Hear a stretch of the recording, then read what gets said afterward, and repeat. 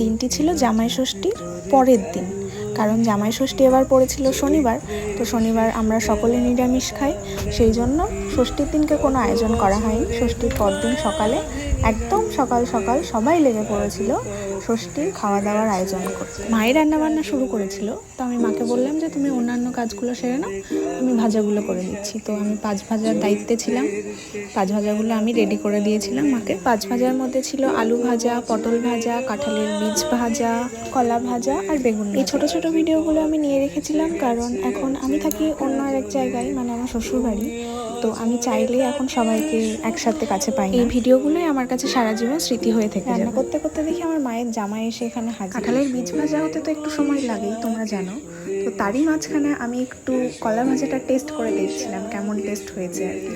রান্নার মাঝে খাওয়া নিয়ে কিছুক্ষণ হাসাহাসি চলছিল। এই ভিডিওটা আমি এখানেই শেষ করছি, বাকি ভিডিওটা তোমাদের সাথে আমি নেক্সট পার্টে শেয়ার করব। Tata, bye.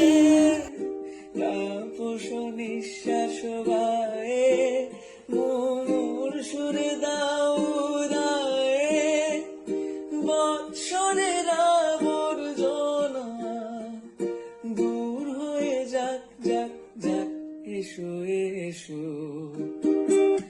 এসো হে বৈশাখ, এসো এসো এসো হে বৈশাখ, এসো এসো।